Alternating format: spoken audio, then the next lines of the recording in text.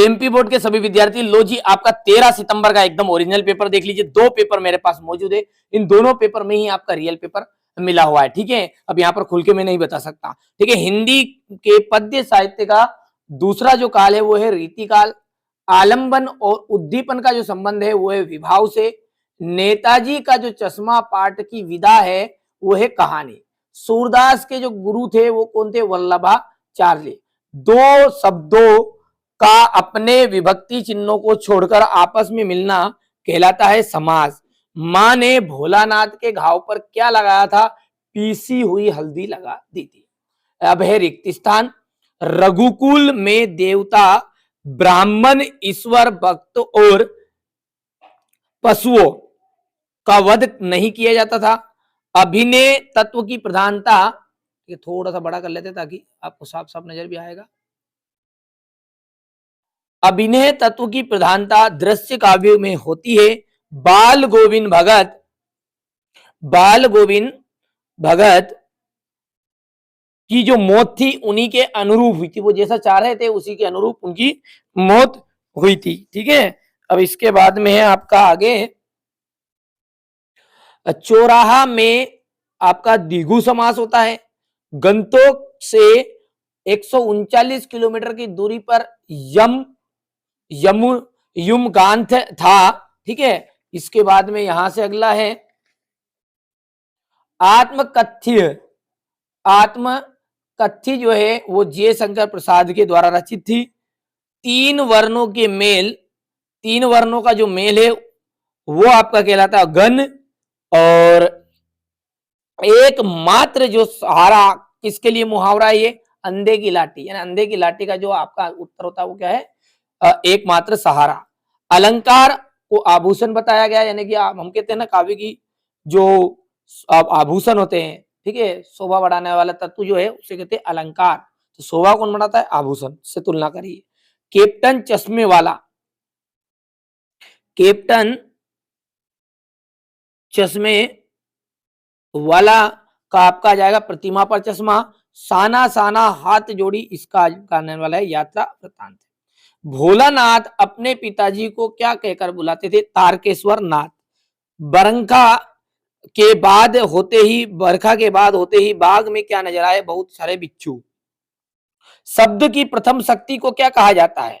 ठीक है, उसे कहते हैं अभिधा शब्द शक्ति। दिल्ली चलो ये नारा सुभाष चंद्र बोस ने दिया था।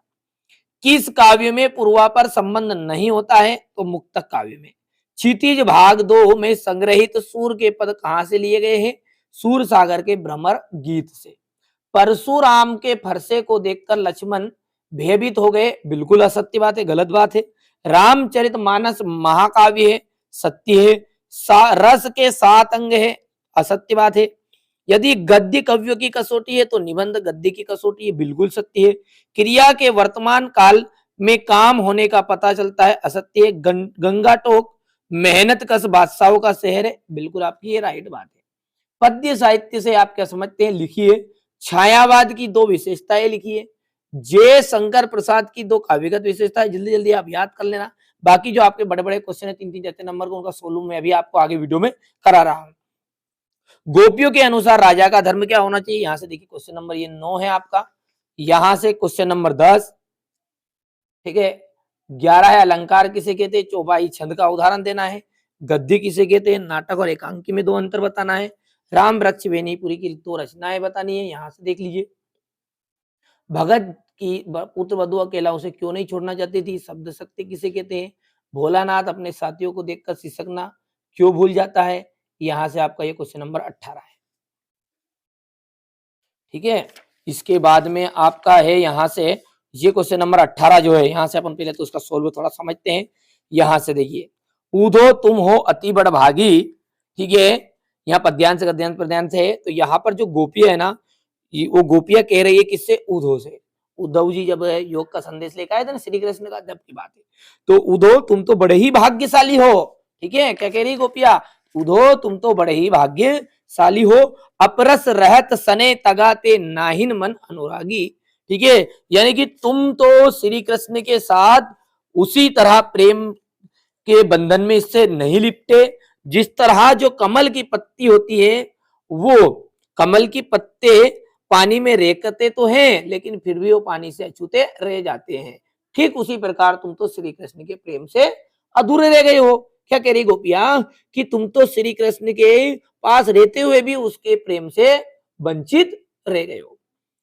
पुरा पुराइन पात रहत जल भीतर तारस देन त्यागी, यानी कि जिस तरह कमल का जो फूल है वो जल के भीतर रहता है लेकिन जल से फिर भी वो छूता नहीं है, पानी का दाग उस पर लगता नहीं क्योंकि ऊपर खिलता है वो। तो जो जल मां तेल की गागरी बूंद न ताको लागी, यानी कि जिस तरह यदि हम तेल से भरी हुई मटकी, तेल की मटकी भरी हुई मटकी है, उसको पानी में डाल दे, डुबा दे, फिर भी क्या वो मटकी डूब जाएगी क्या? वो उस वहां पानी की एक बूंद भी उस तेल को नहीं छू पाएगी क्योंकि जितना भी तेल वो तो सब पानी के ऊपर आ जाएगा। तो उसी तरह प्रति नदी में पाओ न बीरियो दृष्टि रूप परागी, तुमने तो प्रेम की नदी में पैर भी नहीं डुबाया, ठीक है, यानी कि तुम्हारी दृष्टि तो आनंद में पगी ही नहीं है। सुर अबला हम भोरी गुर चोटी पियो पागी, यानी कि श्री और आगे कहते हैं कि हम तो क्या है, सूरदास जी कहते हैं आगे, गोपिया कह रही है कि हम तो श्री कृष्ण से उसकी तरह लिपट गए जिस तरह चीटियां जो होती है गुड़ से लिपट जाती है, ठीक है, उसी तरह हम तो श्री कृष्ण के प्रेम में लिप्त हो गई है। यहां से देखिए ये तो आपका संदर्भ आएगा और यहाँ पर आप देख सकते हैं ये इसका आंसर है। यहाँ से बिल्कुल रट डालना है, आप बिल्कुल मेहनत करिएगा, भरोसा रखिएगा, ये प्रश्न आपका नहीं आए तो आज के बाद ये चैनल पे ना कभी वीडियो डालूंगा ना कोई आपको कभी बताऊंगा, ठीक है, घबराना नहीं, एकदम ओरिजिनल चीज बता रहा हूँ आपकी बात, ठीक है भैया। अब हो जाता है कभी कभी धोखा, इंग्लिश में हुआ तो इसका मतलब इसमें थोड़ी है। मधुप गुनगुना कहा जाता है, इसी तरह देखिए लंबा वीडियो बनेगा, यहाँ पर अपन इसको डायरेक्टली आपको बता देते हैं, ये मधुप वाला है और ये इसका व्याख्या है, जो मैंने तरीका सिखाया ना अभी उस तरीके से आप इसको कर लेना, कर लोगे भैया। यहाँ पर है अगला है प्रसंग व्याख्या है, ये इसको भी निकाल के बता देते हैं आपको। अगला क्या है आपका, बार बार सोचते क्या हो, ठीक है,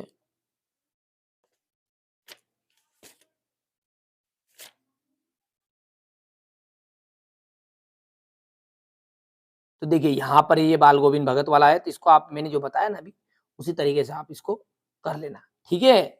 चलिए यहाँ पर देख लीजिए ये है आपका, और अगला इसी के पीछे नीचे क्या है, भादो वहां अंधेरी, ठीक है, तो ये क्या है आपका, इसको भी ढूंढ के लिख लेते हैं अपन।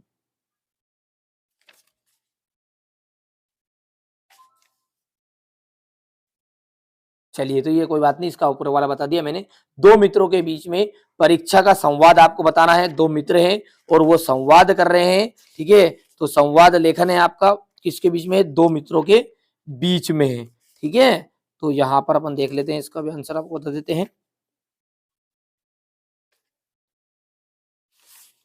और इसी के नीचे क्या है, कोई सी भी एक पसंदीदा, जैसे ये संवाद है ना, यहाँ पर मैं बता रहा हूँ आपको, यहाँ पर जैसे ये आतंकवाद, ये भाई इंटरनेट के ऊपर से भाई बहन में संवाद है ना, जैसे ये श्याम आज कक्षा में इंटरनेट के बारे में बताया, वास्तव में इंटरनेट तो बहुत कमाल की चीज है। हाँ भैया हमें भी बताओ नहीं इंटरनेट क्या है, राधा बहन इंटरनेट, इसी तरह आपको यहाँ पर दो मित्रों के बीच में परीक्षा संबंधित संवाद आपको लिख देना है, ठीक है, कि यार यार तुमने अच्छी पढ़ाई कर ली, ये न वो इस तरह का, ठीक है। अब यहाँ पर देखिए नीचे का है, काव्यांश मानव का कारण ही मानव के प्रति उदार हो उठना केवल मानवता के लिए लज्जाजनक नहीं वरन अनुचित भी है। देखिए यहाँ पर क्या है, इसका अर्थ कि मानव का बिना कारण से किसी दूसरे मानव के प्रति गुस्सा लाना, क्रोध लाना मानवता के लिए लज्जाजनक है, वरंतु क्या गलत भी है। वस्तुतः यथार्थ मनुष्य तो वही है जो हमेशा दूसरों का आदर करना जानता है, जो दूसरों का हमेशा सम्मान करता है, ठीक है, और कर सकता है, केवल इसलिए नहीं कि मनुष्य बुद्धिहीन है, वहां दरिद्र है, किसी में थोड़ा बहुत कम दिमाग है, कोई बच्चा पढ़ने में कमजोर, तो इसका मतलब ये नहीं कि उसकी बेइज्जती कर जाओगे आप, ठीक है, हर बच्चा टॉपर है अपने अपनी फील्ड में, ठीक है, आप भी टॉपर हो, अब पढ़ने में नहीं होंगे तो क्या हुआ, दूसरी चीजों में होंगे, ठीक है। दरिद्र वहां रहना, कोई बच्चा गरीब है इसके लिए उसकी उपेक्षा नहीं कर सकते, हम उसके साथ उपेक्षा का पात्र नहीं होना चाहिए। मानव तो इसलिए सम्मानजनक होना चाहिए कि वह मानव की क्या है, भगवान की सबसे श्रेष्ठ रचना है, ठीक है। तो ये था आपका इस तरह से आपतित गद्यांश आएगा आपका एक। और अपठित गद्यांश से भी मैं आपको बता देता हूँ। यहाँ से देखिए, ये इसका आंसर है, यहाँ से ये कर लो भैया पूरा कंप्लीट। चलिए अगला देखते हैं। और अगला क्या है क्वेश्चन आपका, यहाँ से काव्यांश है ये, और इसके पीछे काव्यांश रहता है, अपने को पता है कि अपठित गद्यांश से क्या नीचे रहता है, काव्यांश है।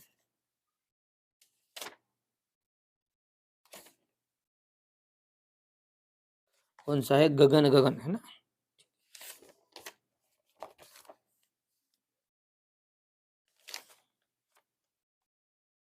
चलो ये नहीं मिल रहा है इसमें, तो आप दूसरा कर लेना, ठीक है, और ये उसको ऊपर वाला कर लेना है। अब अपनी परीक्षा की छात्रवृत्ति प्राप्त करने के लिए, ठीक है, छात्रवृत्ति की अवकाश देनी है अपने इसको,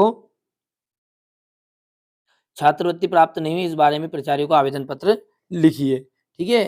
तो ये जो छात्रवृत्ति है, शुल्क मुक्ति बोल सकते हैं आप, ठीक है, और छात्रवृत्ति दोनों एक ही चीज है।